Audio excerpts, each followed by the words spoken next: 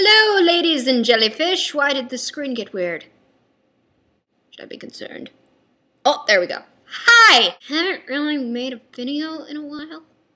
I'm sorry, don't hate me. But I had a good reason. I've been super busy, and let me tell you what I've been doing in my super busy schedule. Well, the first thing I did was get feathers in my hair. Yeah, warbler color feathers, because duh.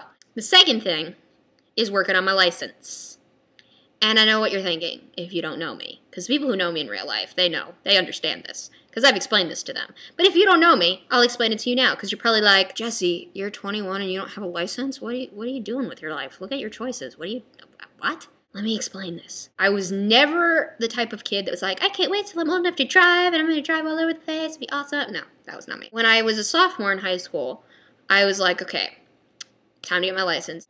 Then my school, on that exact day that I thought that, by the way, my school decided to be a really cool idea to take all the students and put them in a room and make them look at dead bodies from car crashes for 2.5 hours straight.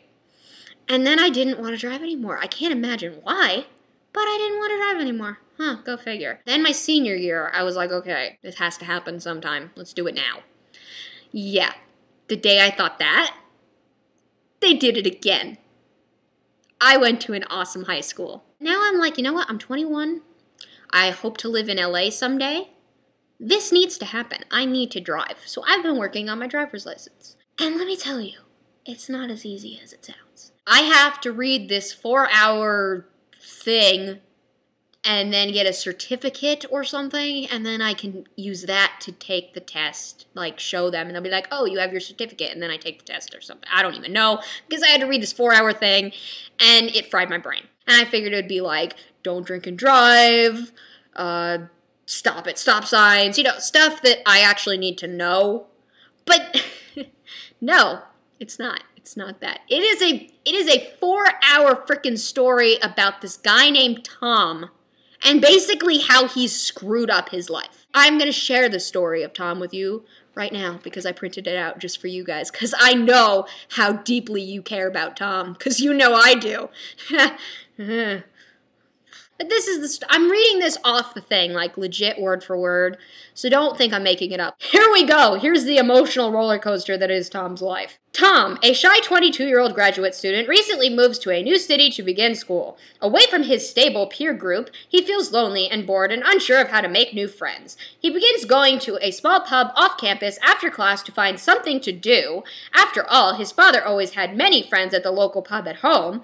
After a few drinks, he begins to loosen up and socialize a bit. Tom begins to feel more at ease with his new drinking buddies. He begins to think that he can't be social without a drink, and rationalizes that the long nights spent at the pub are justified since he's only young once. He barely notices when his grades begin to fall, or that he needs to drink more and more just to feel confident enough to go to class.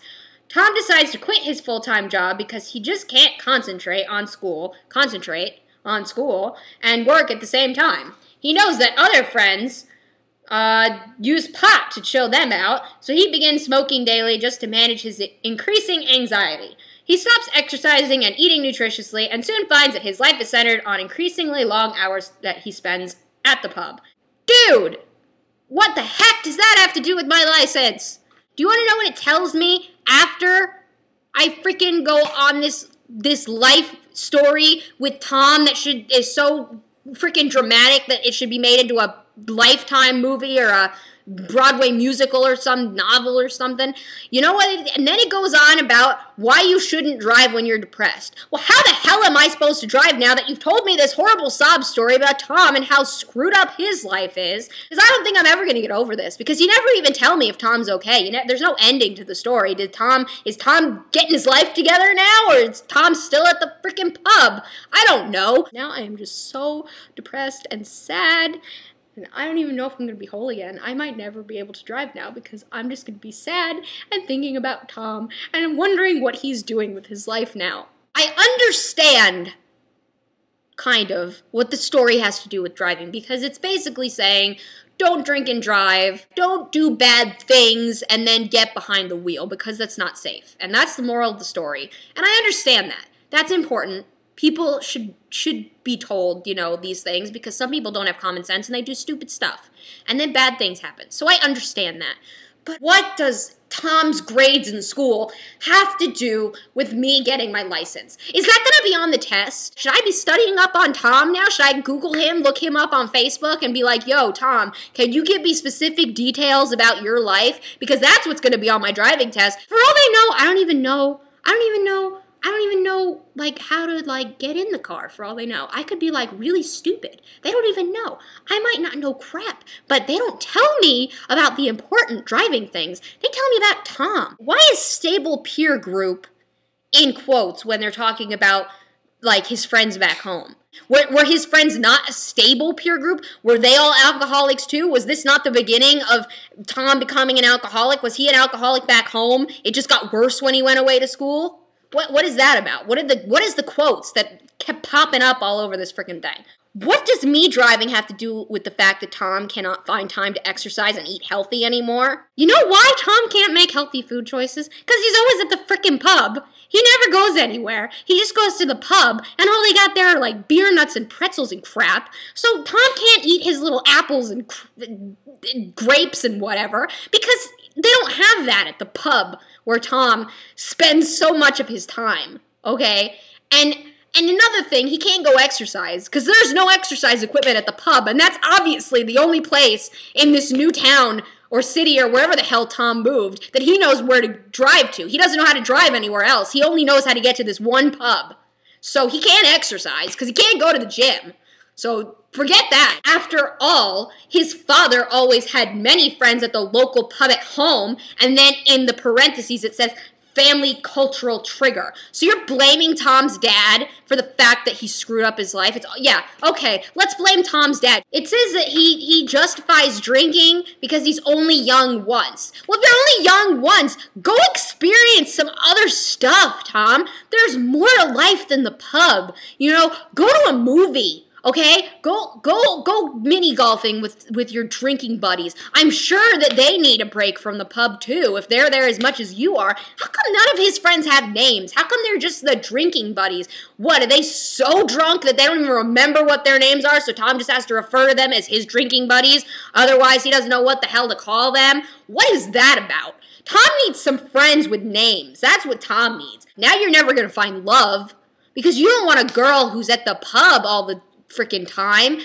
And they're not worth your time, Tom. You're better than that, okay? You deserve an awesome girl who does awesome in school, but here's the thing, you're making it so that they deserve better than you because you suck now, okay, Tom? You need to get your act together or you're going to be alone for the rest of your life because no girl is going to want to date you. Wait, I don't even know, is Tom, maybe Tom's gay. No guy wants to put up with that either, Tom, okay?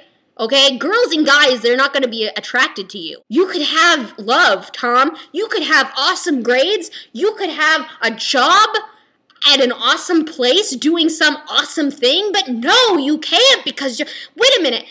If Tom quit his job, how can he afford to go to the pub every night? Where's he getting the money to pay the gas to drive to the freaking pub? Where is he getting the money to buy these drinks that he's getting in the pot? Where is he getting the money for this stuff? Where are you getting money, Tom? Are you borrowing money from people? Because that's not good, because eventually you're going to need to pay them back, and eventually you're going to borrow money from the wrong person, and they're going to be like in the mafia or something, and they're going to come after you, and that's dangerous lifestyle, Tom. You're living a dangerous lifestyle. You can't keep this up. You can't keep doing this, okay? You got to think about what you're doing, Tom. Oh my God, you made me so angry that my glasses fell down. And here's the thing, okay, Tom? You're not just messing up your own life, you're messing up everybody else's lives around you, because it's like a domino effect, and it's affecting everybody. Because you had to go and be a big failure, and so now I can't read about just, like, what to do to learn how to drive. I gotta read about you and your big failness of a failed life. I shouldn't have to read about you, Tom. This should not be an issue. It affects the world because it's not just about you, Tom. It's not all about you. It affects us too, okay? You gotta think about some other people. You gotta be considerate, Tom. Think about that. Frickin' Tom, insensitive. Do you know what? Forget this. I'm gonna go to the pub and I'm gonna hang out with Tom because I know he'll be there because Tom's always at the freaking pub. So I'm gonna go to the pub and I'm gonna hang out with Tom and forget this freaking license. Dad, call me when you give me some information I can actually use to get the license.